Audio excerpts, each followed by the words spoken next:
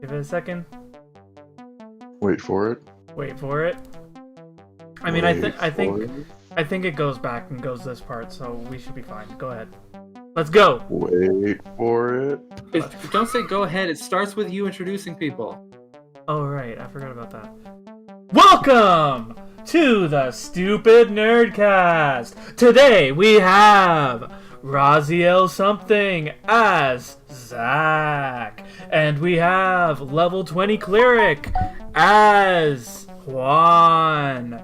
And starring the super ultra star of the show, as always, we have Stupid Nerdman as Jordan.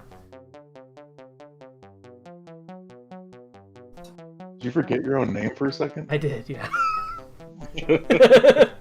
That was what that pause was. You are absolutely correct.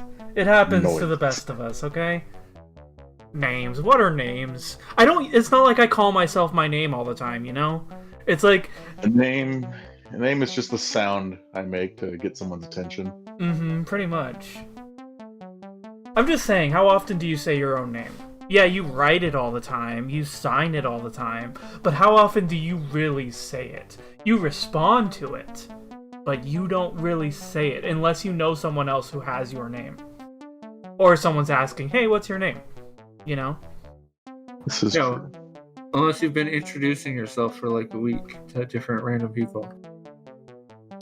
That is also true, but that hasn't happened recently. If you've networked, if you've ever done networking, oh my god.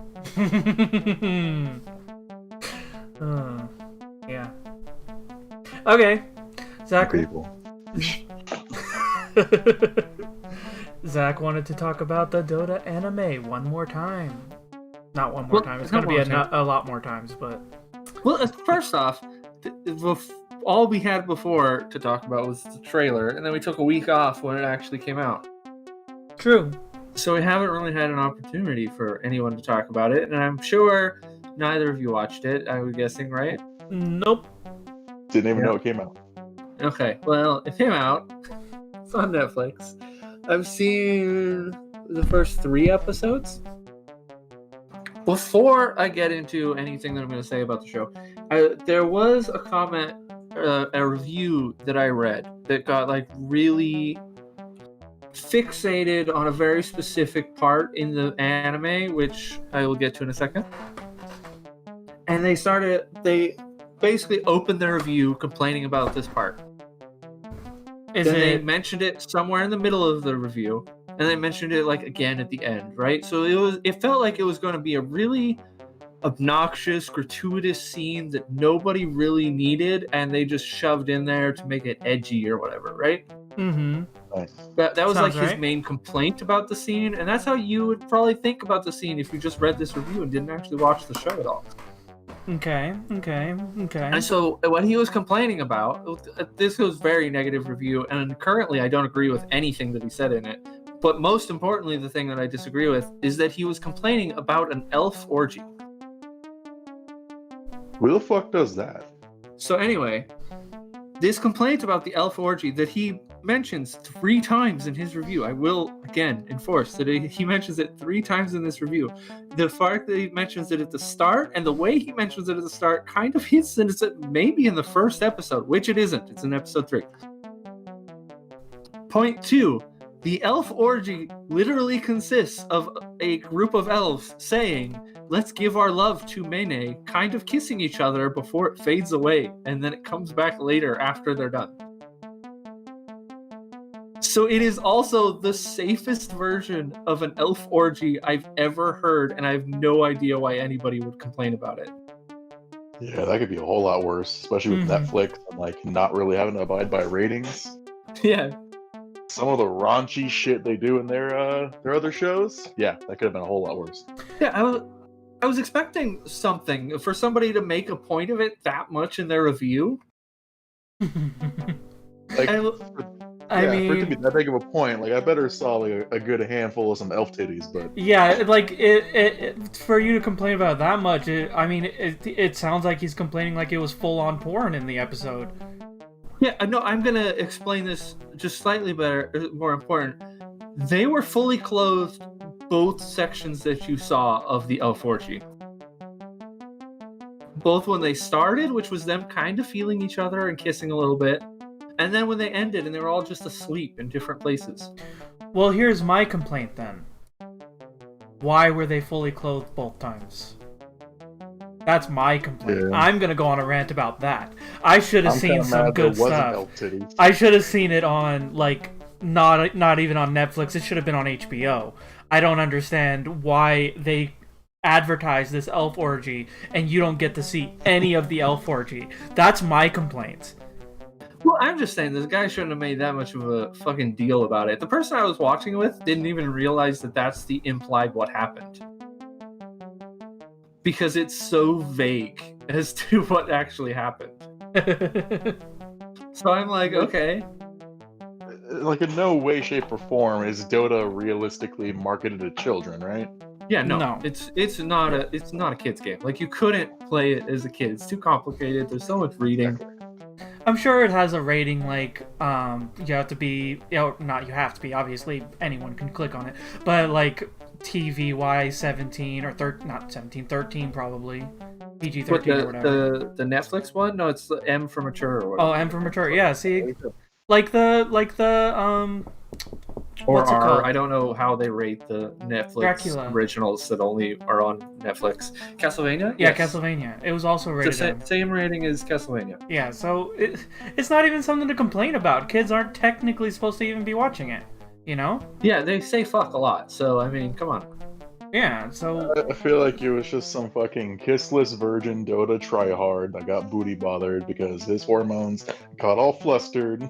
No, the reviewer Really didn't even play Dota. Like, that was part of his review, is that he never played Dota. And I was like, already I feel like maybe this anime isn't for you. But then when you couldn't stop fixating on a part that was so barely even in it that people could miss that it even happened, I think you need to reassess your life choices about writing a review for this. I mean, the thing is, like, in most fantasy type settings, elves are kind of, Whores. well, I wasn't gonna say that, but overly like Starfire in DC, they are open about it. You know, they don't think it's not socially appropriate or whatever. What was the one season that we got or that I bothered to watch of that time I got reincarnated as a slime and he goes to like the elf brothel thing? Uh-huh. Yeah, I don't think I saw that episode, but it's like the third episode in or something. It's like when he befriends all the dwarves and they take him to like an elf. Oh, you're right. Yeah, I do remember that. Now that you're saying the dwarves were there, I remember the dwarves being there. That was the defining part where I thought, not the elf chicks, the dwarves. That's what I needed to jog my memory. Something you want to admit to us? But the dwarves are actually like carry on throughout the show. The elves are just there to be titties and they're gone. Yeah, that was. Well, I mean, they have the goblins as titties now, so they don't need the elves anymore. It's the ogres that are the titties. Oh, you're right. My bad. The ogres. I got it confused with Goblin Slayer. My bad. Yeah, I don't watch the show anymore. I got bored around the end of season 1, and then I didn't feel like picking it up again at season 2. I don't know. Anyway, the point is, okay, so also, I would like to point out that the elf orgy, whatever, it's not even like really anything.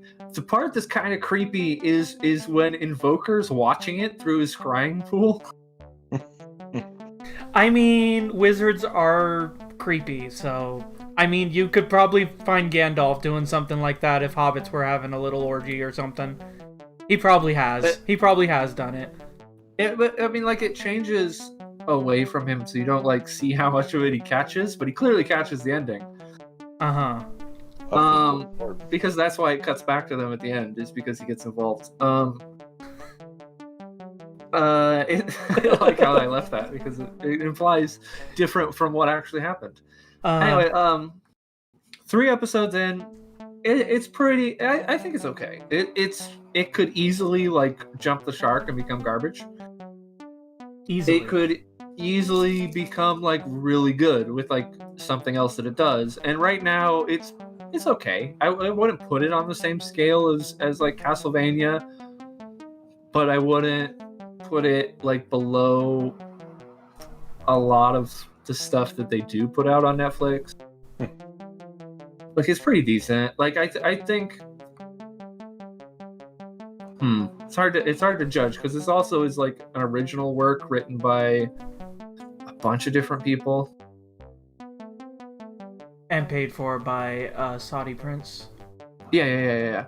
So it's pretty good, but it's not. I don't know if people are gonna like it that much if they don't watch Dota, but they could. But I could easily see somebody really liking it if they don't watch much Dota. I know I've shown it because I've been watching it with my mom. That's the best person you want to see an elf orgy with. Yeah. There was no elf orgy, so it's like not even worth mentioning. Anyway, so when I'm watching it with her, she's like kind of into it. So like, and she like knows nothing about Dota, so you know what I mean. Like, so it's not. Jordan would probably like it. Diana might like it. Well, she liked Castlevania. We're not even done with Castlevania. We watch a few episodes. We got back into watching it a little while ago, and then we stopped watching it because we started watching other things. It's not so much that we just don't want to watch Castlevania. It's just that there's other things we kind of want to watch a little bit more. You know, I like Castlevania. It's just like I'd rather be watching the new episode of the Winter Soldier and the Falcon. You know, because that's what people are going to be talking about if I see someone talking about something, you know? I guess so. Yeah, I don't hate the show. I do like it. It's got a bunch of little nods for people like me who've played a bunch of Dota. It's like, oh, that's probably the alchemist ogre standing in the background right there. And it's like, oh, that guy's the same race as Bounty Hunter and Brewmaster and whatever, the weird animal people.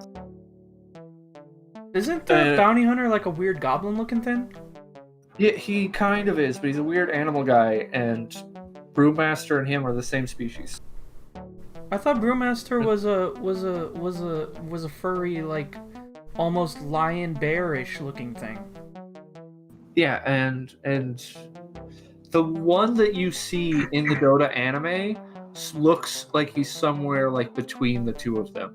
So I guess kind of like bridge that gap between the two of them because they're supposed to be the same species. They don't really look anything alike. I mean, yeah, no, they don't. I mean, I guess I could see Bounty Hunter as the same species if he were like a shaved cat. Yeah, he looks like a shaved version of Brewmaster. Yeah, like the Brewmaster is like not a tabby, like a calico or something, and the Bounty Hunter's like a Siamese, a shaved Siamese or something. Yeah. That's a pretty decent analogy to how different they look. But like it also has like some of the stuff, like there's a scene where Mirana walks into a shop and it has a bunch of Dota items in the background, and then he gives her a Gem of True Sight. And like I think in the first episode somebody uses a town portal scroll. How can she afford a Gem of True Sight as her first purchase? Isn't that like thousands of gold? Isn't that like mid-game equipment? No? Bad joke? Well, she tried to sell her like ring of Aquila to get it, but he was like, "No, I'll give it to you on the house," and she just took it. Oh man, if only everyone got something like that. Yeah, I know. I mean, come on. Anyway, it has some weird parts. The plot, I'm not really sure. I think that's where it could easily turn into like something really terrible if it messes up. Is probably the plot. It's hinted at the stuff, like the part that we actually play when we play Dota. The dire has been shown. I think it's the dire, or it's a piece of the dire. I'm not sure if it's the dire itself. And then I don't know. There's some other stuff. Invoker's really weird and does really weird things when people try to talk to him. So here's something I never really fully understood about Dota. Which side, like what characters are supposed to be on the Radiant and what characters are supposed to be on the Dire? Like lore-wise. Okay, Or is it not really a real line? There is.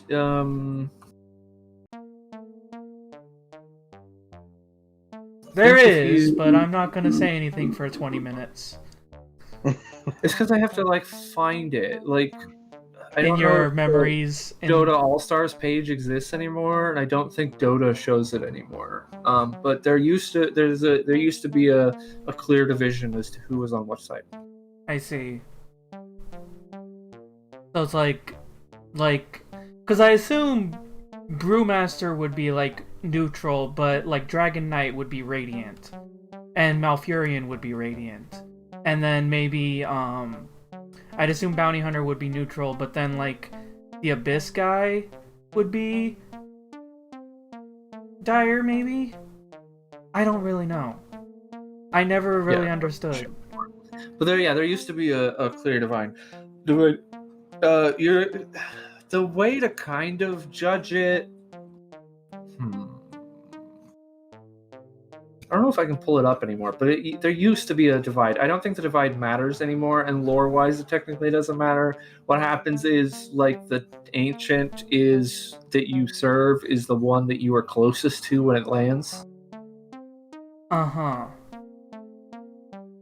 So you it just land like a meteor lands there, and then you're But there was a moon that floats over their planet, and it broke apart, and the two ancients were inside of it, and one landed somewhere, and one landed somewhere else. And then they sort of reshaped the world over time to the Dota map, and then force you to fight each other. That sounds fun. That's what it is. I see. Okay, well... What'd you say? It's like riveting. Oh, yeah. Yeah, and then... it feels like brainwash and stuff. They do. And then... The anime takes place before any of that has finished happening. That's the end of the story. That's where we are when we're playing Dota, not where we are during the anime. So eventually, while we're watching the anime, we're just gonna see a line of creeps just running in a straight line towards towers. Dire Creep just attacked Marana in like episode 3. Interesting. So yeah, the creeps are in the game or in the anime already, kind of. A few of them have shown up, like one of them, and she had a really hard time. So she clearly hasn't farmed very well. Yeah, and she obviously doesn't know how to do last hits. I mean, well, Dragon Knight stole the last hit, so it's fine. Well, isn't Dragon Knight supposed to be the carry anyway, and she's supposed to be the support? Or is it the other way around? Let's not get into Dota roles. I don't want to be stuck here for like 3 hours trying to explain Dota roles. I was just saying, trying to get an excuse for why Dragon Knight, it would be okay for him to steal the last hits. It's fine. Don't worry about it. Okay. Anyway, yeah, there's a dire creep that attacks them. Also, you get to see what the Dragon's Blood passive that Dragon Knight has actually looks like. That was pretty interesting. Yay. It's okay. I think a lot of people generally would be okay with it. Like, it's not really offensive. It's not like this is the worst thing that Netflix has ever produced. That still, in my opinion, of things that I watched, still belongs to Dragon's Dogma. That is garbage. It is pretty to look at and terrible to watch. It's one of those like 3D ones, isn't it? Mm-hmm. And it's really good 3D. It's they spent a lot of time on it, and it actually looks really good. But it's garbage. It is so garbage. So it's not the other way around like Berserk was, where the animation looks weird and hurts your eyes, but the story is good. The story in Berserk suffered also from the problem that they cut a bunch of shit out to get to like very important parts where it kind of mattered. dropped off. all. Yeah, it felt really weird, and it was like kind of rushed, and there was like a bunch of character interactions that it just skipped over. And I still kind of want to watch the Berserk. I want to read the Berserk manga just so I know like what's going on. Because I remember when we watched it when we were kids, even though that's technically not an anime you should watch when you're a kid. I remember like I liked the story and everything, you know, and I know Griffith turns out evil, but you know I liked him at the beginning, and I kind of want to read the story. But watching the newer anime, I know it's not new anymore. It was like 6 years ago or something. But watching the newer anime, that 3D hurt my eyes so bad I could not watch that at all. It's not good. It was not good. Like there's so many excuses you can make for it, but it was not good. Mm-hmm. And the old anime only got up to the part where Griffith does his fun little thing with what's her name, and that's pretty much where it ended. Yeah, and and I get the impression it's kind of weird because there's like Berserk has the same problem though as Hunter x Hunter, which is that the author takes very long hiatuses between chapters. So where Berserk is versus where it was when you left, he's not nearly as far as you think it is. Oh, okay, I see. Well, there's like 10 years or something they spent on a boat because it took him that long to finish that section. It's funny though because they take so long to write those parts, but those like Hunter x Hunter and Berserk are two really good anime. Well, manga. Yeah, and you combine that with the fact, what I think funny and what the meme was floating around is that manga authors should never put their characters on a boat because both Hunter x Hunter and Berserk went on very long hiatuses on boats. But then there's One Piece, who never went on a hiatus ever, and its whole story is about being on a boat. Almost entirely, yeah. So, kind of, is it the exception or is it? I don't really know. Well, the story is transient, whereas those ones were not so much. Right. You either embrace the boat or you reject it. Yeah, you try to go like halfway in between, and you just get stuck there forever. Yeah, because you have to find something interesting to happen on the boat, or otherwise no one even gives a shit about why they're on a boat. Why do you care that they're on a boat if nothing happens on the fucking boat? Just say they took a boat to get to the next place, and just skip the boat. Because the boat is so important.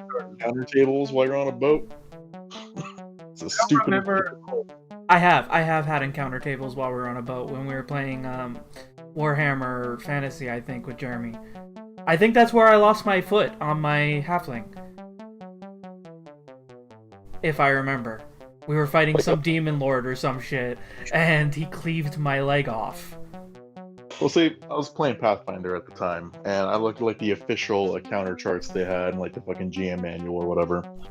And I was like, okay, what are some boat encounters they recommend for the high seas? And it's like, 1d4 sharks. I'm like, they're on a boat.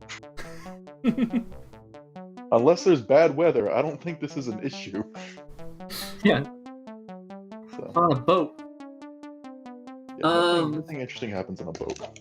Yeah, I don't know what happened in Berserk to why they were stuck on the boat for so long. It was probably like him organizing the story and trying to get where they were going.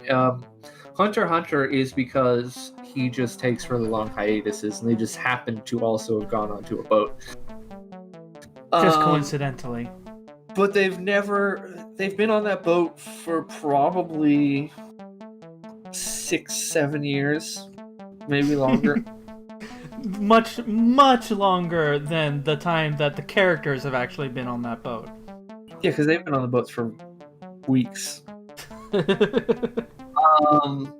Yeah, what's happening on the boat also is potentially setting the stage for what's going to happen in the world for when they get off the boat, because it's kind of important. I don't know. how much anybody wants me to talk about Hunter x Hunter and explain the plot of what's currently happening. But there's currently like a giant succession war over one of the countries that is kind of part of like their weird world government that they have there. And it's determining who like is the leader of that country and what that will mean for their future. And the entire succession war is taking place on the boat, and whoever survives to the end is the one who's going to become king. So the boat is the central point. But the boat is also taking our very important main characters who we care about, Jing Freaks and Leorio and Karapika and potentially Hisoka and the Phantom Troop, to the Dark Continent, where they're going to explore and have their own story. So okay. So it's like two things happening at the same time, and him moving between those two storylines is kind of weird, because you're like, oh, this is happening, and then it's like, oh, back to Jing and what he's doing for 10 minutes before he disappears again, and we go back to Karapika for 30 minutes. I mean, we did kind of already deal a little bit with that with the actual last season of the show with the ants. There was always going on with what's going on with Gon and Killua, but at the same time you kept going to the fight between the king, not the king, the god, what's his name? It starts with an N. The Nato guy, the old guy, the great master of hunters. Nataro, is that what his name is? Netero, and then his son, who is very applicably named Beyond Netero. Perfect name. That's what I want to name my son. Beyond Jordan. I mean, Diana wants to name our daughter, she doesn't anymore. She wanted to name a daughter, if we ever had one, Artemis, which is literally just a different name for Diana. Yeah. So, I mean, we're already planning on going that route anyway.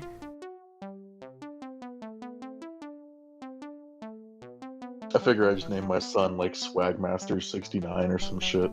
Yeah, that's a pretty good name. I don't know. I think you might have some trouble trying to keep hold of that name to keep it unique. I feel like that's one that people are all over the place with. I'm trying to grab, I mean. I've seen a few birth certificates that already have names like that. I haven't. Well, yeah, that's a lie. You put like the special characters in there. Oh, right. Yeah. They used to have like the weird shit over them. The accent marks. Use the @ sign in there. Yeah. An exclamation point for the 1, or for an L, or for an I, or something. You're gonna get a teacher who's like from the wrong generation looking at it and being like, is this a name? Or your email address? It's like almost like fucking Elon Musk named his goddamn kid. Where it looks like XCAO or some shit like that, but somehow it's pronounced Kyle. Like, I don't get it. Yeah, so interesting.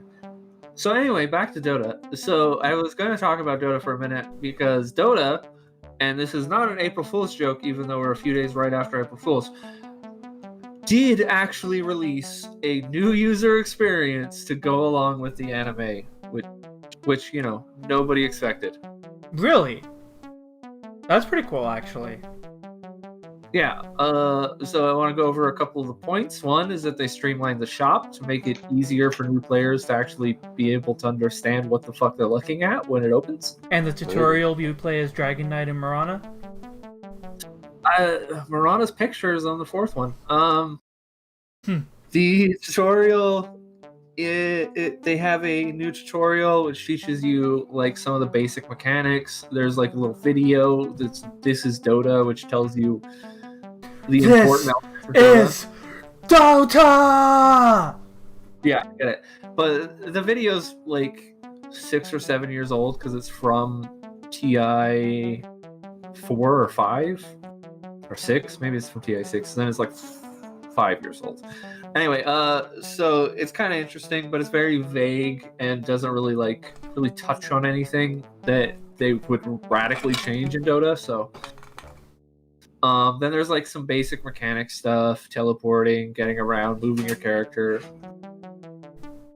demoing a hero, playing a game, stuff like that. And then they put in like cosmetics for new players so that you know, might actually get invested because you get some new cosmetics. So you get some free cosmetics, so you don't have to pay $2 to make Malfurion look like a mushroom? I don't know why you ever had to pay $2 unless you bought it from somebody else. I think I had to buy it from someone else because I don't think there was a way to get it other than that for me. That might be true. And then they have like a better glossary to help you like pay attention to stuff. And I mean, it was only $2. It wasn't like it was like $100 just to make Malfurion look like a mushroom and just only have like mushroom shoulders or something. It was $2 for like the whole set and the treants. So, I mean, it's not that bad. That money went to another player who then could invest back into the game or to another player. Yeah, to support somebody that and I think didn't a little bit of the money go to the person that actually made the design, like because they were community skins. Originally it goes to the person who made the design. Oh, well, that's what I would have wanted. When you trade it, but I'm not sure. I don't know for sure. That is possible.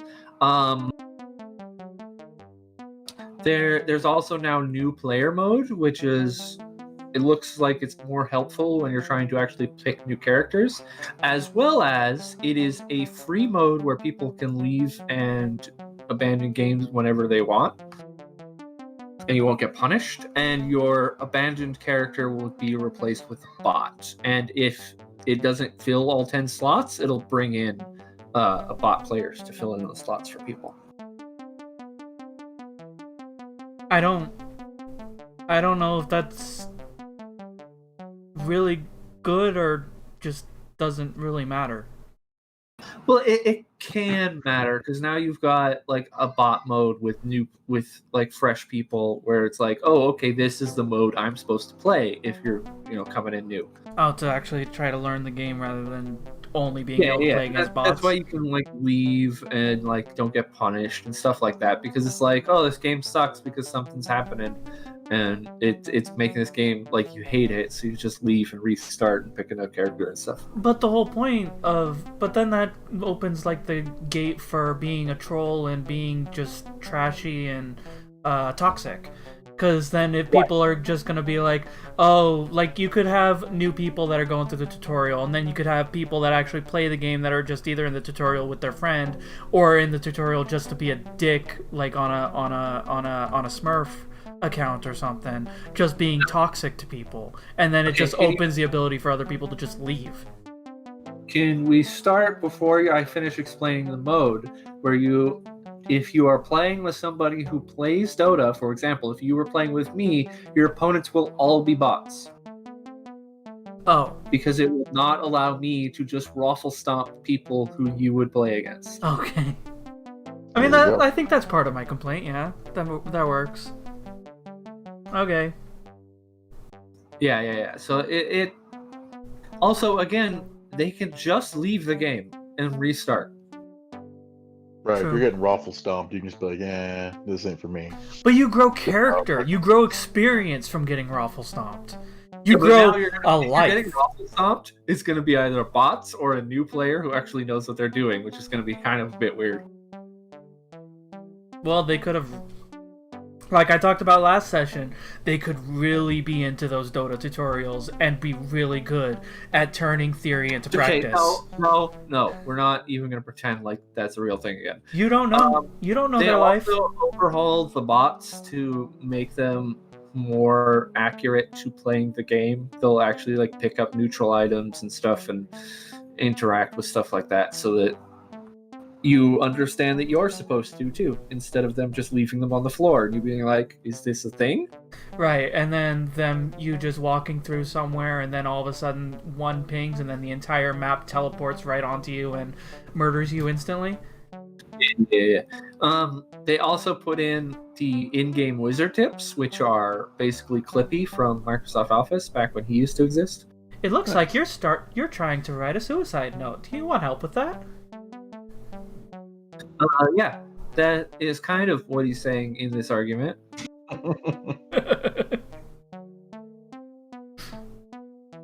Crossing to the enemy side of the map when no heroes are visible can be dangerous. Yeah, exactly. If you're trying to commit suicide, that is the fastest way to do it. True. But you It just also has a new player dedicated chat channel, I guess. So if you want to play with new people, which is like a who new cares? dedicated chat channel, like across the game or just in the game, like in whatever game you're playing. I guess you haven't been in for a while, but it'd be basically the same as like how WoW chat kind of works with like all the little tabs. No, okay, I see. You just have like a tab that would be like new player chat. You can be in there and you can talk to people. Now, like, does your account has like a level or something tied to it, right? I think so, yeah. Yeah. So, like, are you ever like just automatically taken out of all this stuff after you pass a certain level, or? Okay, so no, I think you can play with new player mode. Like if you're playing with your friends, I think you can do it basically forever until you play enough real matches to where it's like this wouldn't help you anymore. I mean, if your friend's done that, but like if you're playing with a new player, they can always like queue for it. I don't know outside of that. Like, I don't know if you can't go back to it or something, or if it locks out for you. It doesn't say here, so I assume it doesn't. I think you can always just queue for it if you want to. Like if you've not played in a while. They also added a thing which I would get to later, which is that they let you reset your MMR if you've not played for like 3 years because you maybe haven't. Or if you just suck and your MMR is higher than it's supposed to be because you've been playing with your brothers, and your brothers are actually good at the game, and then you've been lowering their MMR actually, and your MMR is higher than it's supposed to be, so every time you play the game, you're going up against 5 people that actually know how to play the game, and you just get raffle stomped? Yes. Anyway, so if you have also, the other thing about new player chat is that if you have very high behavior score, as in like people commend you in games and don't report you or whatever for shit you do, then you also can join the new player chat and like hang out with people in there. I assume it's to help people type deal. Like, oh, you're a good person in the community, you're probably going to be nice to new players and help them when they have questions type deal. Yes. Yeah, kind of like WoW's like guide thing they got. Uh-huh. Yeah. And they also, which is interesting, is they put in flexible coaching, which is a full coaching system, which they've already had in Dota for a while. But this one now adds it to where you're in the middle of a match and you're like, I don't know what the fuck to do here. Can I save this game? And you can click request a coach, and an experienced player will be notified, hey, this guy needs your help. Just out of nowhere. Well, I mean, if they've signed up for the coaching. Oh, I see. And then they can get like notified and like come into the game and be like, no, yeah, you can turn this around, or nah, this is probably lost. Maybe you should just focus on minimizing your losses to maybe be able to turn it around later. I see. That is pretty cool. Yeah. It's really cool if you get like enough good people actually like in the coaching system. Well, I'm sure there are people that do want to do it, like that guy that you always watch, Purge, yeah, Purge. Yeah, I'm sure he's doing it. I just don't want Purge to be the only NA Dota coach that exists. He probably is, honestly, because we are a pretty toxic country. Yeah, we don't have very many professional teams for a reason, so yeah. Log on to anything like World of Warcraft or thing, a million people talking about Trump or Biden. It doesn't even matter whether you're a Democrat or a Republican, you will be offended. It doesn't matter.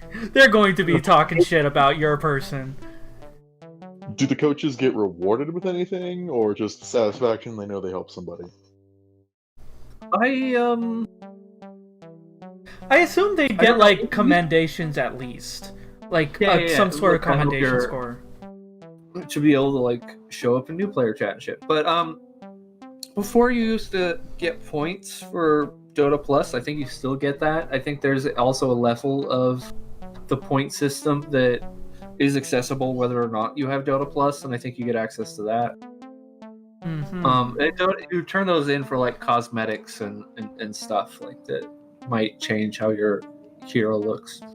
Yeah, if that is the case, then that would be something that people would probably want to get into, because people do a lot for cosmetics. They'll spend fucking thousands of dollars just to buy those stupid fucking fairy wings. Fairy wings. Yeah. Anyway, so also like coaches will be rated. So if you get rated too negatively too often, you won't be able to coach people anymore. So. I mean, obviously, if you're being an asshole and not really coaching them properly, obviously you're not going to be like, oh yeah, this person's a great coach. Yeah. But I mean, the coaching system's always been fully in the game, which, I mean, if I was really trying to teach Jordan how to play, that's probably how I have to do it. Like, I be coach and he actually plays a real game with real people that would probably be around his MMR. Well, didn't we try that a couple times where I was playing a game and you were just spectating or something and trying to tell me what to do?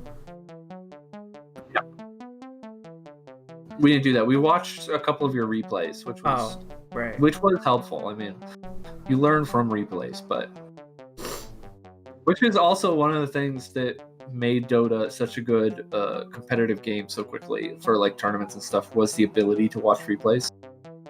Well, the only problem is learning from replays is like hindsight compared to the experience itself right there. Well, yes, but that can also help you reinforce the idea of, oh, this is what I did wrong. Right. This is what I could see. I'm not saying it's not an invaluable tool. It is. It's just, you see what you did wrong, but sometimes it's hard to adapt that into what you're doing unless you're used to that already. Like, I'm not used to adapting the things I did wrong to try to fix them when I did them wrong before. I'm more used to thinking, like, my instinct is to do this, what I'd normally do, and then I realize after I did that, oh, that was a shitty move. I did that before, You understand what I'm saying? Yeah. I get it, but it's just eventually you need to, if you want to play Dota, this isn't talking to Jordan, this is talking to, like, I guess everybody. If you want to play Dota, there's a lot of, like, learning and knowing that you're not good so that you can understand how to improve, and like trying to watch your replays to see your mistakes, because if you don't watch them, you're not going to see your mistakes, you're not going to learn. Which is also one of the downsides of some of the other games. I think like one of the downsides of like Overwatch as far as its competitive scene was like that it didn't have replays at the start. Yeah, it makes sense. I think so. I don't remember anymore. But like, for example, the Dota not had replays, which was good for Dota itself, for you to improve as an individual person, but it also gave itself the ability to sell those replays for the tournaments that they were hosting them, so that the tournaments could fund themselves through those tickets. So it like really helped its competitive scene at the very start. Right. Okay. Okay, so moving forward, there's also dashboard assistance, which Dota Dashboard has a bunch of tools and shit that's like really hard for you to figure out if you've never played Dota before. But if you've played Dota before, it makes a lot of sense. So now it'll like give you a tailored version of the menu where it'll like show you stuff to help you understand what you're looking at, instead of just, here's the dashboard, figure it out. Right. It will also, and this is probably the most important thing for anyone learning Dota, gives you 2 free months of Dota Plus. What do you get with Dota Plus again? The ability, it gives you, so what it'll give a new player that's important, it'll like give you advice on who you should pick based on like who the enemy is picking and who your allies are picking.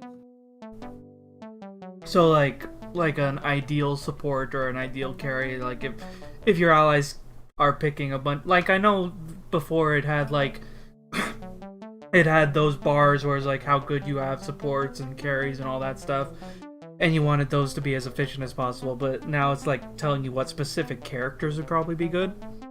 I think so. It'll say stuff like, oh, you don't have like enough disable, maybe you want to pick somebody with a stun or something, some other form of control. So these are the characters you want to pick from, and it'll be stuff like that. And it'll like track how well you're doing with certain heroes. It will tell you because Dota has this information, so it can give it to you. It will tell you the like current win rate of a hero versus the heroes the enemies are picking. That's one of the things Plus Assistant can do, which is insane. Like that's so like helpful for like a new player when you're like looking at these heroes and you're like, I don't really understand all of them, but this one has a higher win rate and it looks cool enough, so I'm gonna pick it to try and see how fun it is. So it's kind of like you get a mouse over meta of what's probably gonna be at least the best chance you have. Yes. And also at the start, because you'll probably be playing a new player, you'll probably be against bots anyway, but there's always a chance that it's a real player. It also gives you stuff like stack timers and stuff you need when you're like starting jungling is like learning when to stack a camp. It'll tell you like, oh, you got 5 seconds left, attack this guy and pull them out in this direction. The way the stack timer works is there's a timer over their head for when you want to stack it, but it also has an arrow pointing out of the camp to show you the path you want to walk to stack it. That would probably help me, considering you guys always wanted me to stack camps all the time and I just couldn't get the timing down. It's Dota Plus is like really good. 2 free months for like new players is insanely good. Well, if we just do decide to get back into it, I mean, I did think it was fun. The only part I didn't think was fun was when you and or Jeremy would just scream at me all day and I didn't get to enjoy the game. Yeah, and it's tough. It's tough to get to the point where you're improving so that like you're not dragging people down, but then also at the same time to get to a point where you're enjoying the game. Mm-hmm. And those two aren't always like there at the same time, so you have to like figure out how to get it even enough to where you're actually progressing. And that's why I think like if we were trying to teach you again, I would probably just coach you for a while. That way you're just starting to learn, and especially like with this new player mode, I definitely try to do it then. Okay. I'd sit in coach, or I could play with you, but I'd probably prefer to sit in coach and then just like kind of give you advice, because you'll be against either really new people or bots. Right. Makes sense. And then the section of the post that is also potentially a placebo, and maybe nothing has been done, but it makes us all feel better. They have said that they banned a ton of Smurfs. Because Smurfs ruin Dota and make everybody hate the game. Yeah. Well, I mean, it's one of those uphill battle things. Like, there's only so much you can realistically do, you know? Yeah. You ban them, they're just gonna make another account. Right, yeah. The thing is, Smurfing, it depends on what kind of Smurfing. I know we talked about this probably a few podcasts ago, but it depends on like the way that they Smurf. If they're Smurfing just to like play with one of their low-level friends to try to get them into the game or try to get them better, I'm okay with that kind of Smurfing. Or Smurfing to try to help new players, like kind of like the coaching system, but they're being a Smurf instead. But when they're Smurfing to be toxic and just like roll stomp a bunch of new players just to act like they're great, then fuck them. But they're also probably not Smurfing for that. They're probably Smurfing to sell the account at the end. Or that too, yeah. That's also like a fuck them. But anyway, so again, this might be placebo. They might not actually be doing this, but just saying that they are, just to make people feel better. So the Smurf will be a bannable offense, and we primarily focus on new accounts created after today, for which we have a high confidence in their Smurfing and game-ruining behavior. So apparently they've maybe updated the system to whether or not it can tell that this person's probably much better. Right.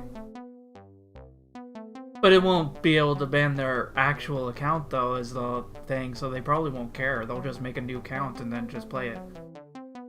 Yeah. So it's interesting.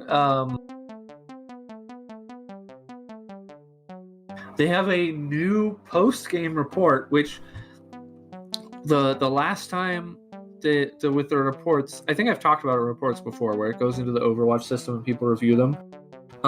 If you report somebody for smurfing, you can do it after the game, whereas the other ones you can only do during the game. I see. So you can re-look over their gameplay and see that they were doing something that someone that was their level wouldn't know to do. Yeah. The reason I think theirs is after, whereas the other one's before, is because the one before, or the other one needs like sections of gameplay for you to look at, because otherwise it's like, oh, here's an hour and a half of game. This guy was griefing some part of it. Mm-hmm. And a lot of different players have like different criteria for griefing too. Like I was watching one of the people who were doing their Overwatch games, and they're like, if someone destroys their items, most of the time they're griefing, fuck them. But if did you say Overwatch games? Yes.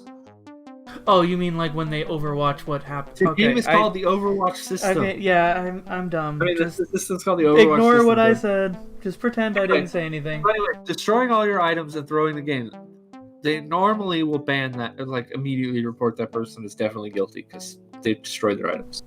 Yeah, why would you do that though? Because you're throwing the game and you just want to make your team hate you.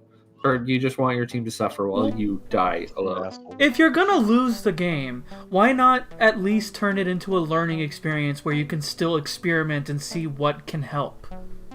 Sometimes that way later you might be able to turn it around if you're in that instance again. You get really, really mad at one of your other allies and it just like flips that switch and you just start breaking shit. Well, even still, it's like, even if you're mad at someone else, you still want to improve yourself. Otherwise you're not doing anything. You're just wasting time. You're just wasting the rest of it. Yeah, I just don't understand I've seen a few games where people were like clearly upset at their team, but were still like playing the game. Where people were like, I wouldn't report them for this because they're still clearly playing the game, but you know. But there was a few other ones where it was somebody destroyed their items, right? And I was watching the game, and he was like, I could report him for this, but the matchmaking put him against the Smurf, who has gone 24-0. I don't think he ever had a chance in this game, and it's unfair that the matchmaking system put him in it. Mm-hmm. It's like, what does destroying his items matter? He wasn't going to win this game. This game was not winnable. It was ruined from the pick stage, or from the matchmaking stage, and it was never fair to him. Well, maybe that Smurf got banned. Maybe now, yeah, but that was before you could report Smurfs, so people were really pissed about that. That was probably what led them to being able to put in the option to report Smurfs, is because of they were getting a bunch of Overwatch games, and people's like comments afterwards were probably like, "We need to be able to ban Smurfs or report them because this guy's clearly a Smurf, and there's nothing we can do about it." Or Reinhardt's throwing. Yeah. Or Mercy Farah, they're not doing anything except doing a pharmacy. Yeah. Mercy's over there casting her ult around no one, and it's just not doing it. Just flying in the sky, just going straight up, and then just sitting there, going in a straight line to get open headshots by Widowmaker. You make jokes, but there is an equivalent to this for every Dota hero that everyone has done, if they have gotten salty enough. Also, they have for new players, is the part I was mentioning, that you can like reset your MMR and it'll just put you through a new calibration. They've also overhauled the website, so it's easier to look at. Well, I assume resetting the MMR is also another way to try to stop the smurfing, because there's no reason to smurf anymore. You just reset your MMR if you haven't played for a while. I mean, you know? I guess so. Because that'd be the only reason one of us would smurf, is if I go into the game, I don't know shit about it, and I'm playing against people that are between you and me level because I've been playing with you and Jeremy. Yeah, but now we have the option of newcomer games where it's just going to be bots against you, but the other people can be actual players and they can enjoy the game or communicate with you, and you can see how players play off of you rather than against you. Right. There also, because of the Singapore Major is the only reason why, but there is a big update following this update, which will bring in a new hero and overhaul the balance of the game. Mm-hmm. But because the Singapore Major is like, I think it's like next week. So like the Friday following the Singapore Major, it will release 7.29, and that will be new heroes for everybody who gives a shit about that, and a complete overhaul of the balance, which means it might have map changes, and if it has map changes, then it's basically a new game. Fuck when Dota has map changes. Like, you know, I give crap sometimes to League for like existing, but it has like has it ever really changed its map? It's like it's a 3v3 map has undergone a bunch of changes, and then the big map they've done like basically jungle changes, but never like a full layout change or anything. Okay. Because yeah, Dota's had some where it's like, oh, we just move some camps around, and then like it'll change the meta drastically. And then other ones where they're like, let's put these observatories on the map and figure out what the fuck that means. And then like a couple other things. So Dota's had some pretty huge map changes, but it's also had like some really, really tiny ones. I think of all the games, I think Smite probably changes its map most consistently. Oh yeah, every season they make some sort of big change. Yeah, but again, I don't play Conquest, so I don't experience most of them, but every once in a while they bleed over into the other modes that I actually play, and then I'm like, oh, is this new? Oh, this is cool. Yeah, like even Joust, like it's pretty consistent changes. Yeah, Even if it's just cosmetic, you know. Yeah, I actually really like Joust. I think it's a fun version of Conquest that I would actually play versus real Conquest. Yeah. And versus Clash, which has the problem of being Clash. What is Clash? 1-on-1? No. Oh. No. Basically, like almost team deathmatch in a way, but domination at the same time. Like it's awful. Yeah, it's a mess. It's not well designed. It's Clash is I don't know if there's really a way to describe it. Clash is like Conquest Light, but like nobody seemed to understand how to do that correctly, and it just became this awful mess. Versus like Joust, which like is like Conquest Light and plays like Conquest Light. Yeah. Because Joust is just like, oh, we're gonna get rid of 2 lanes. There's 1 lane, there's a tiny bit of jungle, go for it. Like, alright, this works. I see. You know, one day they're gonna add a jungle to Assault, and everybody's just gonna be like, "What the fuck is this game mode now?" Assault's also like one lane, but it's 5 players, whereas Joust is 3. I like Assault. You get random heroes. It's like fun. It's fun if you get like, you know, a good array of heroes. But like if you guys load in, you're all fucking guardians or some shit. You're like, well, this is gonna be the world's slowest loss. What are you talking about? All guardians is the best. You just all roll damage and just raffle stomp the whole enemy team. Guardians are the ones that are like the tanky ones, right? Like Robotnik Turtle and stuff like that. Yeah, it also depends which guardians you get. Yeah, like if you get like Kepri and then like fucking God, what's the turtle guy or whatever? He's my favorite character. I play him all the time. Kuzumbo or Kuzumbo. Yes. Yeah, like if you have like Kuzumbo is Kepri, my favorite. Kuzumbo and like Athena, like those aren't like, you know, blow them up guardians. They are. Hold on. Hey, Hold excuse on. me. Excuse me. Wait, no, back up. Did you know they just put damage on Athena's taunt? She is now a blow up guardian. Oh, really? She blows up people fast. Because I was an Athena main back in season 2 when tanks actually mattered, and then they switched to the whole no, everyone's just a damage dealer bullshit. And I was like, all right, well, guardians are dead. Well, traditional guardians are dead. Athena's so weird. She's always been like that weird guardian. I think now she's probably more stable with like her taunt doing a little bit of damage. Yeah. Because it puts her into a place where she'll probably remain stable for the rest of the game's life as compared to where she was before, where it's like some items will make her broken or it will not, and then that's where her place in the meta. She'll just be garbage. Yeah. Which is like really hard to balance. Like she was like a weird hero. It was all about like, because with the wrong item, those 2 hits from her 3 or whatever would fucking kill people. Oh yeah, like if you could get people like locked in her little circle with the taunt, like yeah, it'd do some pretty good damage. But anyone with a brain is probably gonna be able to get out of that shit.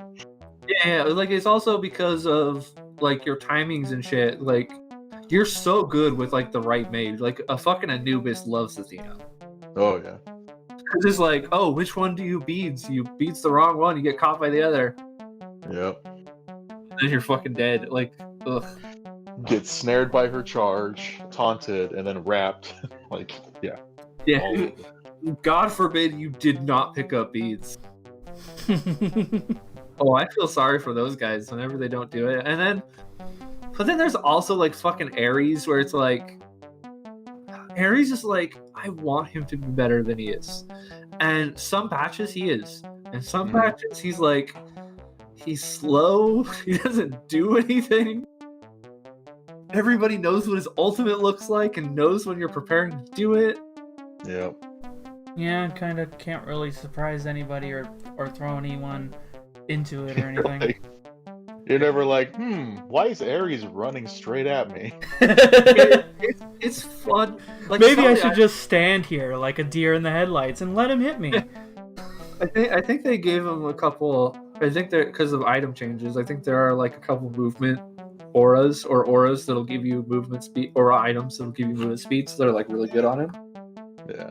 Because then you like put him in the middle. He's so hard to get out of the middle of the team, and that's like, I think that's the other element is like learning where they're like good places for being that kind of guardian. Like Ares definitely suffers from it, where it's like if you have to know how to play him, and then on top of that, it has to be like a good meta for playing him, and then you have to like pull it off.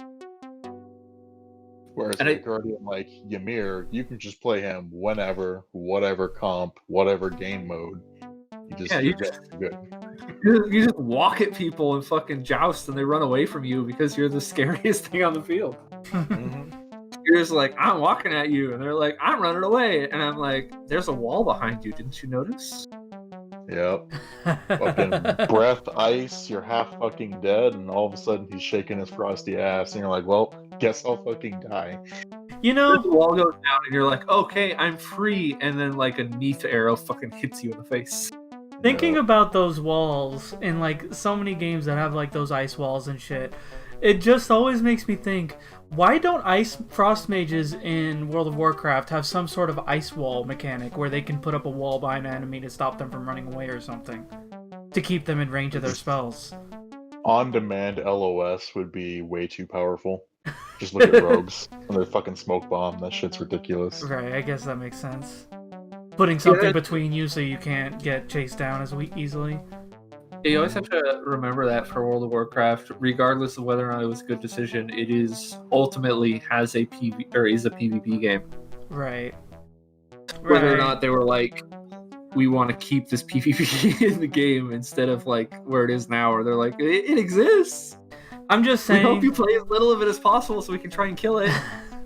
I'm just saying, frost mages fucking suck right now, and that would probably give them some kind of something to not suck so much. It's actually refreshing that frost mages are just bad right now, because for years in PvP, just getting constantly frozen and icicles in the fucking face. Yeah. So goddamn annoying. You're right.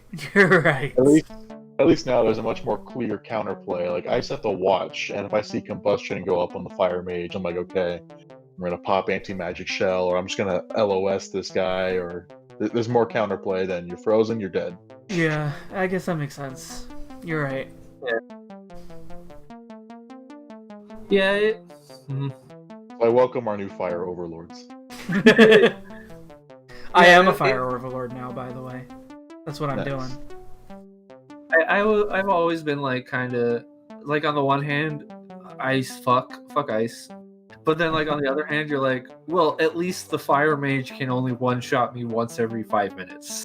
Well, that's not true anymore. I know that was true back in like classic in Burning Crusade. It's like, well, at least he can only one shot me once every 5 minutes. Because then it's like an actual even fight, or he has to run the fuck away from me and hope he gets away. I'm just saying, I was running around with Diana doing Zandalar, and when I was Frost at the beginning, I couldn't do shit. I was getting eaten alive most of the times.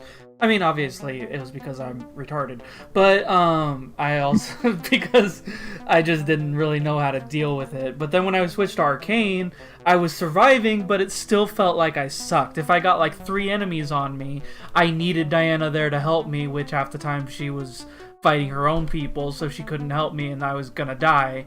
But meanwhile, I pick fire, everything just dies in like 3 hits. And I almost walk through everything because of the amount of times my hot streak procs to just get an instant pyroblast, which takes a big chunk of their health, and then delete them with Phoenix Fire and all that shit. It's just, it's not even comparable to any of the other specs. I don't know why I was Arcane for so long. I don't know why I even tried Frost at the beginning. I should have just been Fire and just deleted everything in the fucking game. Now, I'd say Arcane definitely has it going for them to where, like, Arcane's strength is on demand. You just gotta get your little Arcane thing, like, ramped up, and then each Arcane blast is gonna hit like a truck. Right, yeah. But you do it for so long. Yeah, you have to get those charges up. I mean, there's a few things that give you the charges automatically. Like, if you get the talent, you can put, whatever that magic thing is that absorbs a little bit of damage and then they explode at the end. You can build that up. You can get a talent for that to just instantly give you 4 charges. But still, I feel like just walking through people and getting instant cast Pyroblast is just way more powerful than that. It definitely is, but it's a little more RNG based. It's like if you're just dog shit and luck. Right, I guess that's true, yeah. Well, the thing is... Luckily, they've done a lot to help out with that. Like, for every fireball that doesn't crit, like, your crit chance just starts going up. Like, back in the day, it used to be like, oh, you're not endgame geared with a nothing but crit on everything. Like, you're never going to get this shit to proc. Well, there's also the talent that you have... I think it's a talent where you just cast Fire Blast no matter what. It's an instant crit, so you get 2 charges of it. So if you're really dying for an instant cast Pyro Blast, just do Fire Blast twice, and you got it. Yeah. Stuff like that really helps on the spec. Mm-hmm. Yeah, remember back in Classic, because this was a thing in Classic. I don't remember when they changed it. Was you didn't used to auto target somebody when they started casting on you. So a mage would just be hiding there, charging his Pyroblast. You wouldn't even know it was coming. Yeah. And then he would use Presence of Mind and do a second one right away, and you'd just be like, fuck you. Yeah, now they can't do Presence of Mind anymore, because Presence of Mind is Arcane only now. Yeah, well, there's a reason for that. Yeah, I remember. I did that. It wasn't a thing to do in Battlegrounds or any real PvP scenario. It's only like when you found a guy who was and like you were ganking, you were just like, I'm gonna charge up this fireball. Yeah, like a douche. Yeah. I stay here for 8 seconds. You won't even notice me until it's launched. It was such a long casting time. I mean, now it's 4 seconds. That's still pretty long. But it used to be like a whole 8 seconds. I remember that. They still have the long cast time version. You can get the greater version of it. Oh yeah, in the PvP talents, yeah, greater Pyroblast. It does a third of their health always. Yeah. Yeah, well, there was like a warlock equivalent kind of that took a soul shard. It was like Soulfire or something. It was insane to cast. But like back pre-Burning Crusade, like if you had ultra endgame gear to where you had almost guaranteed crit or whatever, you popped all of it and you charged up that one shot, and then as the shot was flying, you put Curse of Elements on that person, they would die. 1 in 200,000 chance. Now you can But just do that was chaos too bolt. much, so they had to remove it. No, it's not removed. Just now you just do that with fucking 2 back-to-back chaos bolts. That shit is. Anyway, they removed it. They did remove that one because they were like, "Oh, it's too overpowered." I'm like, a rogue can keep me stunned every single fight, 99% of the times I run into them. But one warlock, one shot, one guy, one time, and that move got to be nerfed. Well, it wasn't one warlock, one shot, one guy, one time. It was maybe 10 warlocks, one shot, one guy. It was one warlock, one shot, one guy, one time. Somebody made a video of it and posted it to Blizzard. Oh. That's how it got nerfed. It was one video that everybody was posting and sharing around and showing that you could do it. But are you sure that's still the only instance that it ever happened in the entire game? I doubt that. No. But that's the recording of the instance that had to make it changed. Right. That got all the public vitriol for it. Meanwhile, all the videos of a hunter, which is supposed to hard counter a rogue, getting stun locked the entire time and never being able to move, that never got It wasn't changed. until what was it? Was it like really late Burning Crusade or in the middle of Wrath or something where all the rogue stuns were on different diminishing return timers, so like they actually diminish. Yeah. Wow, that was miserable. That was the worst thing ever. I don't know why that was held up for so long when everybody else's was changed. Because I think the devs played rogues. No, I'm just kidding. I don't know. It was like for warlocks, it was Fear and Seduce had diminishing returns with each other, which I was like, fine, but also give rogues the same treatment. Why can I be stunned for like 30 minutes because a rogue just chains his stuns together and the diminishing returns wear off between each one? Mm-hmm. And then he vanishes and saps you while he heals, and you're just sitting there dying. Slowly. Yeah, dude, rogues are dirty. Yeah. Fucking piece of shit. That's why I hate rogues. I also don't want to play them. Classic. That's one of the reasons I don't like playing rogues, just because they're just... I mean, not that I'm, like, the most honorable player in the world, but their fucking tactics are so fucking shitty. They're so dumb. It's like, you take advantage of every fucking exploit you can to beat the shit out of somebody, and they don't stand a chance, and I just don't find that fun. Remember back in PvP in like Classic, and it would be like 9 undead rogues and then maybe some other people on your team? Yeah, I do remember that, yeah. They just proc Will the Forsaken every time you stun them. It was so gross. It was so awful. That was the most miserable time to play like Warcraft PvP. By the way, everywhere. Speaking of World of Warcraft, we are toward the end of the podcast. So Zach, you said you were saving something toward the end that had to do with World of Warcraft. Go. Oh my God. The gold grind at the end is awful. I hate it. So Jordan, I was going to explain this. So if you are handcrafting a piece of legendary gear, right? I'm an alchemist. This doesn't matter for my analogy. Okay. Or for my statement. My bad. Go ahead. So let's say, for example, I'm crafting cloth bracers for myself to put my legendary on. Okay, yeah. Are they best in slot? No, I could put them on my neck. That'd be better. But I'm a cloth maker, so I'm going to do the cloth. Okay. Right. So I've got my legendary. I've got my thing, and I'm like, okay. So now I got to make one bracer to enchant it, right? Uh-huh. Okay. So I did all that. You have to make, I think, 15 bracers to level it up to tier 2 to be able to make the next tier of bracer to level up your legendary. Okay. Okay. Each bracer requires 8 of a material that costs 125 gold. Well, that's not that bad. You get a decent amount of gold per quest. You get like hundreds of gold. Of gold. You get you getting 1,000 is like less than like 2 hours grind. It feels. If you do like your sometimes. covenant daily, you get over 1,000 gold a day. Yeah, it's not that big a deal. I mean, so if you are a little slower and getting gold all the time, that's like you can probably make a bracer once every day at least. You know. Okay, Combine that yeah. with a pack where you can basically make those bracers and flip them on the auction house because everyone's Oh, still only needing them. past Right. like level 3 or whatever. Before level 3, they're like 20. They're like 20 gold or something. Like nobody buys them. Well, I can see that because they want the better one.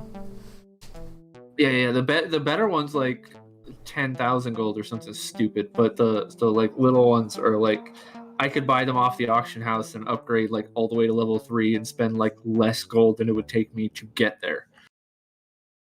Okay. It probably cost me like less than a third of the gold it would take me to get there. The only way to reduce the cost is A, with reputations, you get revered or exalted with faction, and then go and buy it from them. And of course, the faction that I need to be exalted or revered with are the factions Bastion and Ardenwald, which I do not have either in those factions. They're the only ones that sell the reagent, who are a faction, because they trade goods vendor for the Maldraxxus doesn't sell it for some reason. And is it? I don't think it's actually 8. I think it's 15 per bracer. So it's like 150, 1,500 or something gold per bracer, and you have to make 15 to get to the next tier. Well, I mean, yeah, it's annoying, but they don't. And then each tier takes more. And then what? Each tier takes more. Oh. Okay, but I know it's annoying, but they also want people to have to Yeah, I know. work They want to get people it. to They don't spend their want... gold. They want people to spend their gold so nobody's buying WoW tokens. Right, because that's like their greed's worst enemy right now, so people don't have to actually spend money on the game. To like make the money to get WoW tokens and be able to do this would make me never want to play the game again. Yeah. That's the amount of game I would have to play. Like, I'd have to do all the world quests for money, or I'd have to be a skinner and be like in that one spot skinning that one monster for 7 hours. Like all those bots are doing. Like all those fucking druid bots are just in that I one mean, spot every they're day. still there. They are still there. I don't know what's stopping you. Clearly they're not getting banned. They're still there. I'm not saying you should do it. You shouldn't, but because it's technically illegal. But so how is it? So I'm guessing what is happening is that all the bots are casting their AoE spells, and then the one main person is the one skinning everything. yeah, they're running them. I know that the reason I know they're bots, that I can tell, is at least the ones in Zandalar. What they're doing is they're tab targeting the next thing, moon firing or sun firing, and then like casting something else, and then it dies, and then they skin, and then they mount, and then they dismount, and then they do it again. And that's how I know that they're botting, because I see them skinning while they're in combat and keep getting interrupted, and then they kill it, and then they mount up again, and then they start skinning, because the spawn, someone else will come along and fuck up their rotation, I assume, because, you know, they're quest spots, they're quest monsters, so people are coming to actually do their quest, and not bot, so it's fucking up their rotation, and then they're getting fucked up, and they're not skinning properly as their cycle. Okay, I thought you meant you knew they were bots because you, at that one time, saw the 5 of them ride up on their mount to the innkeeper and then have each one of them turn in their quest and then walk away. Oh no, I haven't seen that yet. Yeah, that was the encounter I had with them. They all like rode up together, and all of their names were like one letter different from each other. I mean, I have seen that for paladin leading all of them gets off, and then like one at a time, each one of them gets off, and then they all turn in the quest, and a bunch of them level up and get the achievement, and then they all get back on their mounts one at a time, and then follow the blood elf paladin to wherever the fuck he was going. That's multi-boxing. I don't know if that's fully botting. I know that's multi-boxing at least. Which technically multi-boxing isn't against the rules, I think, right now. This is so gross. I was like, how am I supposed to farm anything whenever I go somewhere and there's like 78 druids? I mean, I did see the part where I saw 70 fucking druids while I was just going to get some herbs around some undead boar or some shit to gather them for one of the places in the... It was in Maldraxxus, Why are they all maybe? druids? Because druids get instant cast mounts. Why else? They get instant cast mount speed. They don't have to take the 10 seconds to mount up. And plus they can get herbs in mount, so they don't even have to change. So I was going over there, I was finding... faster too. Oh yeah, that too. So I was getting a bunch of herbs, and I saw like a train of fucking druids come to get the herb just as I was about to get it. And I think the herb, it lets more than one person gather it, because I've been able to get it a few times. But yeah. I think it only lets like 3 or 4 people gather it, because I would get there, and then those 4 people would get there right as I got there, and I'd be trying to get it, and they would disappear by the time I got it. Yeah, it's the druid trains in Zandalar have like made me so salty towards that zone. I'm just walking around, and then I just see like a train of druids run past me, and I'm like, oh fuck, go away. Yeah, pretty much.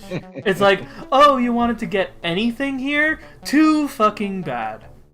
Also, I have to ask a question about like the tagging system. How does that work exactly now? Are you talking about mob tagging? Yeah, because sometimes it seems to not work like across my faction, but other times it seems to, like where it blocks me tagging something that a horde player tagged. You mean an alliance player? No, horde player. Aren't you a horde? I've never never had a monster be tapped from someone on horde side. I've seen plenty of alliance start attacking something, and the mob will gray out. But... Yeah. I think every time I go to whatchamacallit, every time I go to Halls of the Chosen or whatever, the guys in there, every once in a while, like it's every like third time I go in there, they'll like all be gray, even though it's the horde that's farming them the whole time. Weird.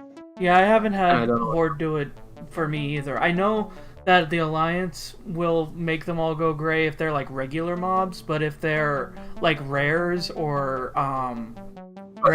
bosses or something, then they'll still be red, so that they can't just make it so you can't get it type deal. Yeah, I get a lot of the anti-grief stuff that's in WoW now is interesting, but it's weird because it doesn't always seem consistent in what I'm trying to do. It does seem like that sometimes, yeah. I've seen it sometimes where it's grayed out. Group thing?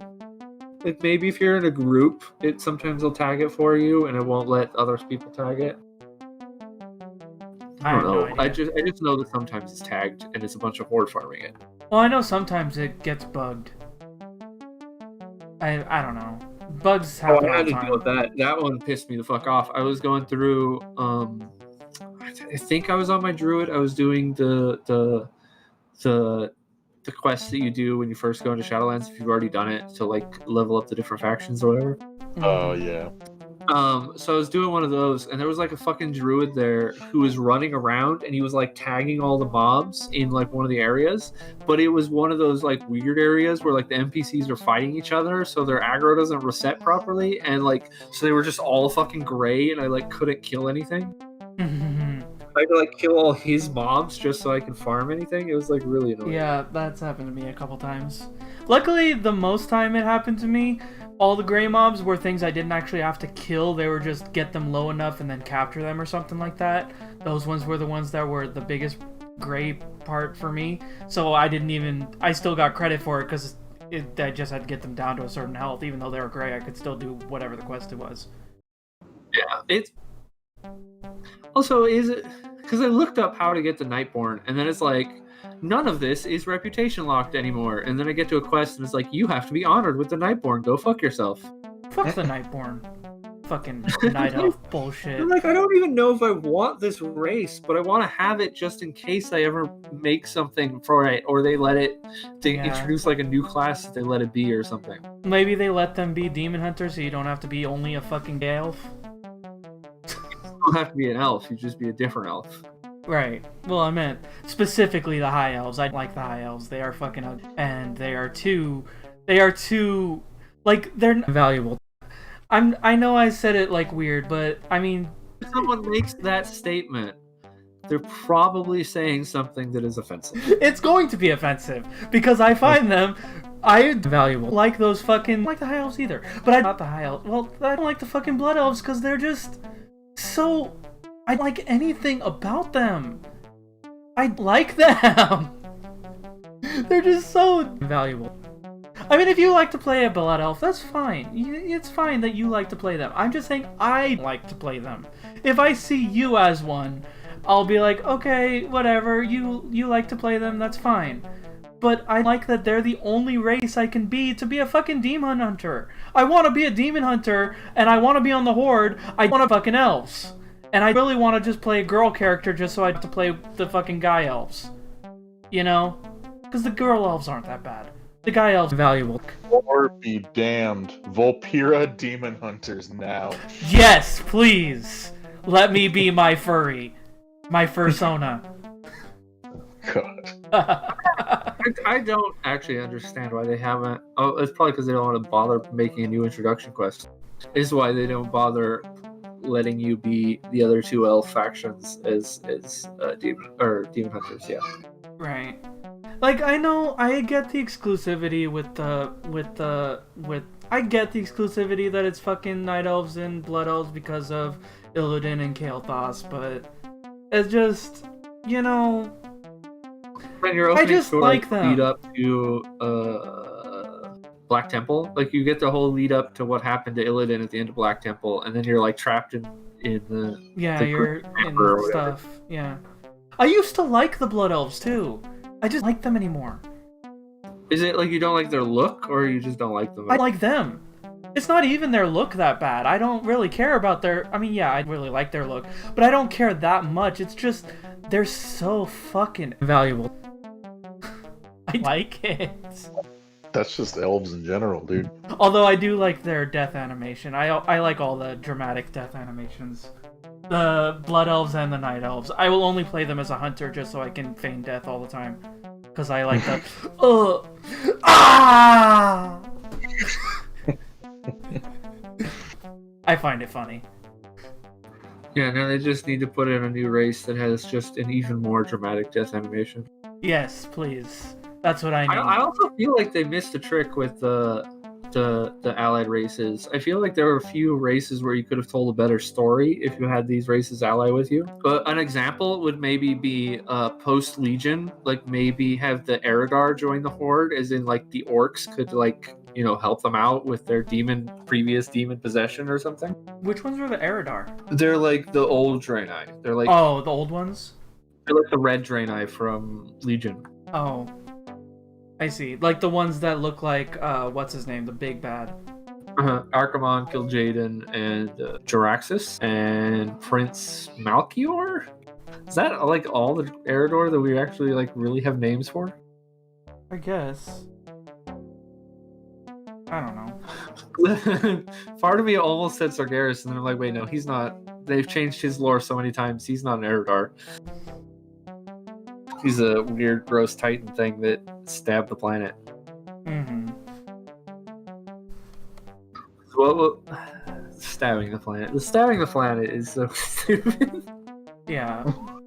Me and Diana just went through that on... But I like the Arden Wield part where you're like, oh, and then he stabbed the planet, and the guy's like, how would that even work? Like, wouldn't a sword that big have like its own gravitational pull? Like, what the? Oh my god. Don't think about it. It's demon magic. I don't... He just pulls out of the planet and stabs it. I don't like Ardenweld. I mean, if it wasn't all over the place, I'd be fine with it. But it's all over the place. I mean, I like... all over the place. Like, in the Covenant storyline, you like... There's parts of your quest where you're helping out Bwonsamdi, and then there's parts of your quest where you're hunting down Tyrande, and then there's parts of your quest where you're trying to help Ysera cope with being dead.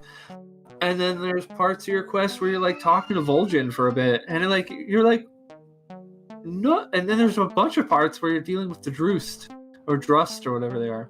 Huh.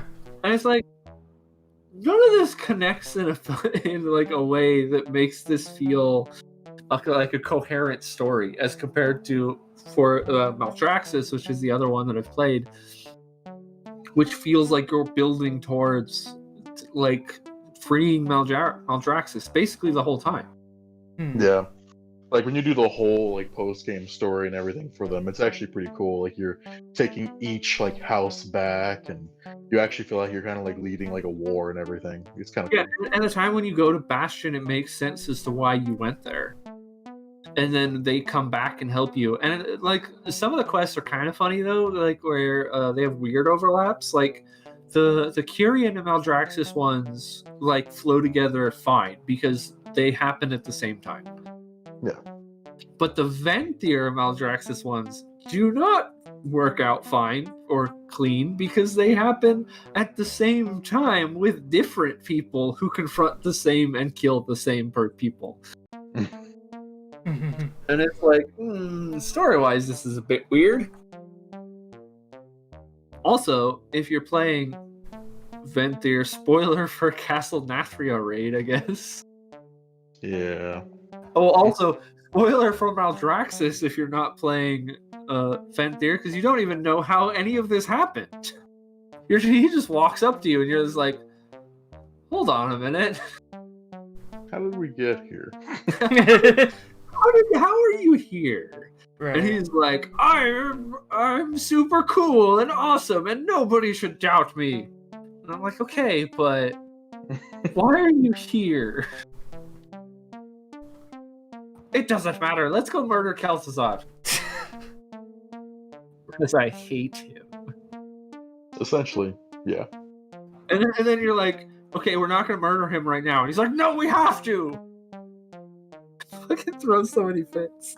You're just like, go away.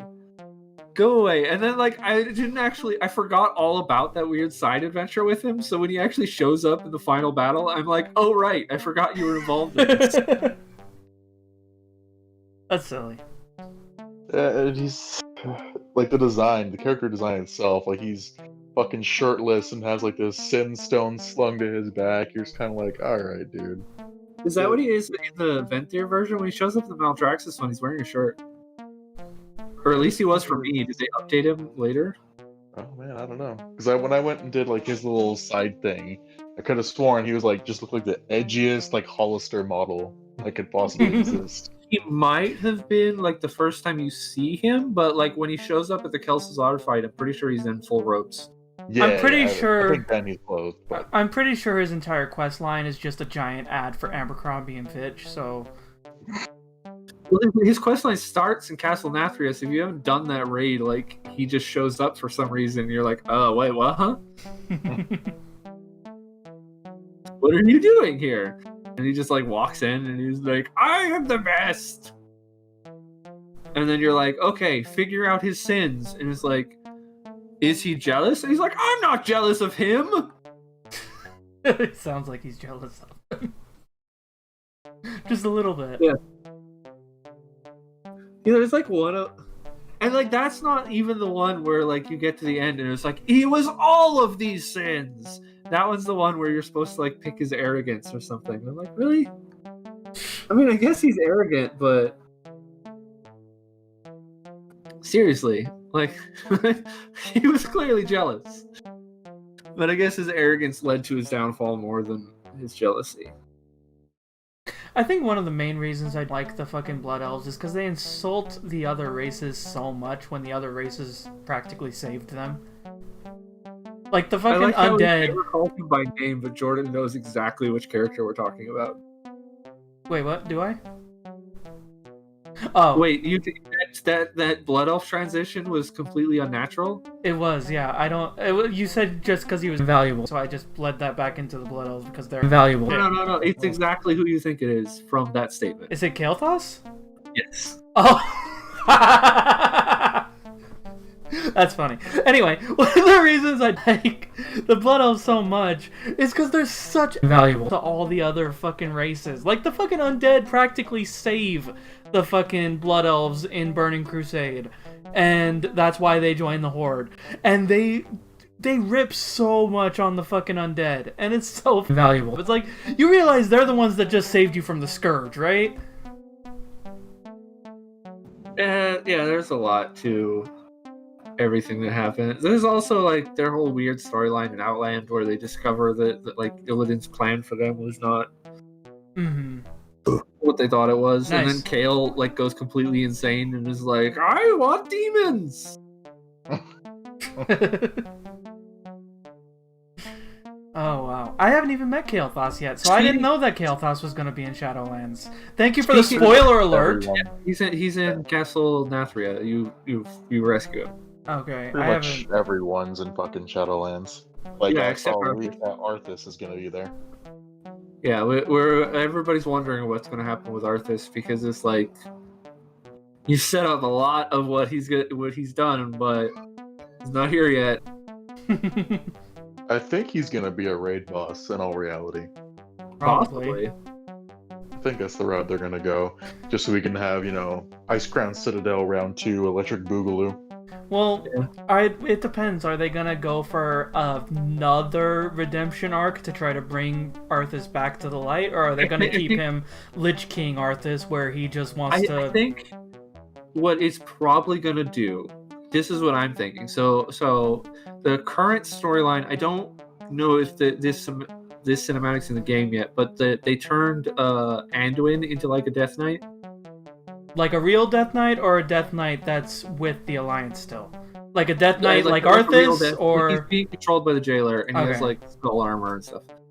But like he briefly was able to take control for a second before the Death Knight version of him took back control, and he went on to go serve the jailer somewhere. So it's entirely possible that Arthas's plot in Shadowlands has something to do with the jailer. Involved in saving Anduin. Saving him or possessing him? I think he's going to be involved in saving him. I think he's going to be like the thing that like helps him break away from the jailer or something at the end. Like his anger for Arthas, or Arthas going to be helping save him? I think like maybe there's something that helps Anduin like break free of the jailer's control, and it'll be like Arthas. Because he'll like see that Anduin's like falling down the same path that Arthas willingly accepted, and he tries to force him out of it. Like something like that. I see. Yeah, something like that. Like where like there is an equivalent to this in Spider-Man. So Spider-Man switched bodies with Dr. Octopus, and then Dr. Octopus killed Peter Parker.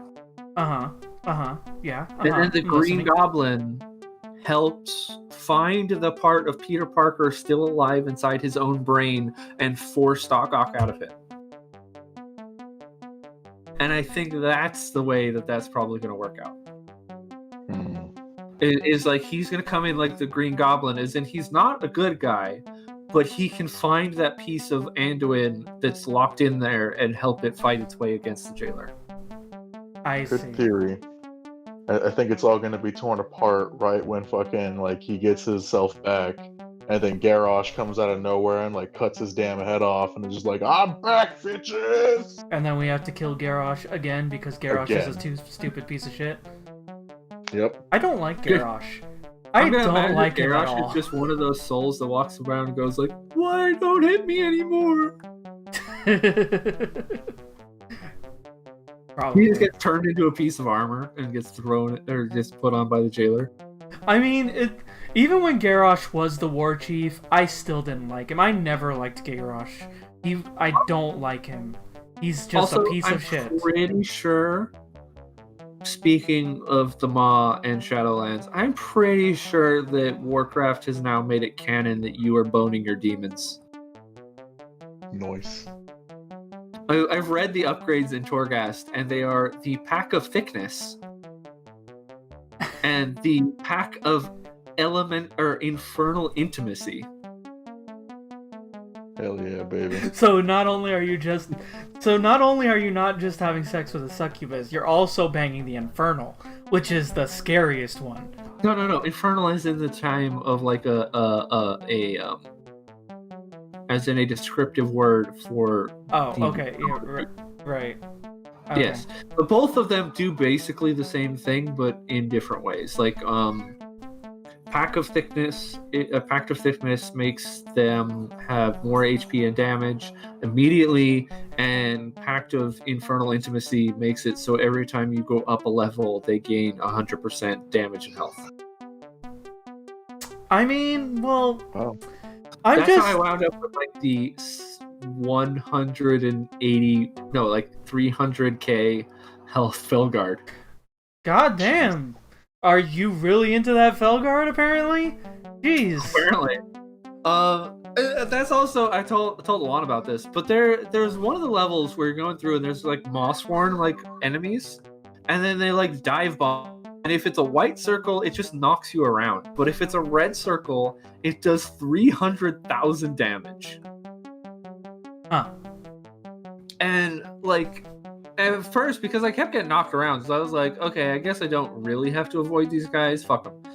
And so then the circle appeared under my feet, and I was like, there's a bunch of shit going on. I don't want to really stop casting. And then I fell over dead. I was like, the fuck just happened? So I went back to my combat log, and it said you took like 130 damage with 200 blah blah blah k damage overkill, and I'm like, what? I was so mad. I was like, why? Why does the move one-shot you? Yeah. Well, Can't say I ran into that. I know I was getting one-shotted when I did the fucking twisting corridors. That's because we were on like fucking floor 18, and like pretty much every pack of mobs would kill me if I didn't kite them. So. What? Yeah. I have It was in twisting corridors when I encountered those guys, but yeah. I have to let you guys know. It's been an hour and about 40 minutes at this time of streaming, so... It's actually been 1 hour, 41 minutes, and 30 seconds. Well, yes, but I meant approximately how much we'd actually probably end up keeping would probably be about like an hour and 30 minutes at least in the video. So I edit out so little now. I might edit out your whole rant about blood elves and replace it with video or sound of you cut together going, I love blood elves. Okay, that works. Whatever. Okay, so thank you for watching, Zach. Let them know where they can find you. Weird cut off there. Oh, did it actually cut off? Yeah. So you can find me over at razielsomething.com. No, yeah, that's the right. So razielsomething.com. Also at razielsomething on Facebook and razielsomething on Twitter. And I guess you could email me at razielsomething@gmail.com, but I might start him feet pics. What? Send him feet pics. Don't send me feet pics. I mean, definitely send me feet pics. That's how the internet works, right? Exactly. You know that your feed Currency. might... If anyone actually does watch this, they're going to have... Like, you're gonna end up with feet pics all over your website, all over the place. just saying that, even if no one watches this, someone might come across that clip, and you will just have feet pics, and people will go to your website just for the feet pics, and if there are no feet pics, you'll get negative reviews. I don't think people can post pictures on my website, but no, I mean like comment if they want. Comment them and like I don't know. I don't know what I'm saying. Never mind. Is that your pitch or you got more? Go on. Okay, go, Juan. Where can they find you? Sorry. You can find me in the freezer section at your local Walmart. Under frozen douche. Like frozen like a chicken maybe, but fish might work. I'm sorry, I was making a joke. I'm sorry, I didn't mean to insult you. My bad. It was pretty rude, wasn't it? I'm sorry. You are my friend, I promise. I don't mean to be mean. I am just an asshole. Will you ever forgive me? Probably not. You don't know the twin waterfalls that are streaming down my face right now. Any Okay. Anyway, you can find me right here if you're watching this on Twitch at twitch.tv/StupidNerdman. Or if you're watching this on YouTube, you know where it is at YouTube/the Stupid Nerdcast channel. So, tune in to watch it on YouTube if you aren't watching it on YouTube. And if you want to watch it live on Twitch while we stream it, you can watch it on twitch.tv/StupidNerdman, where I will be stupid and insult my friends and they will hate me, and then we're never going to do this again. Anyway, bye-bye!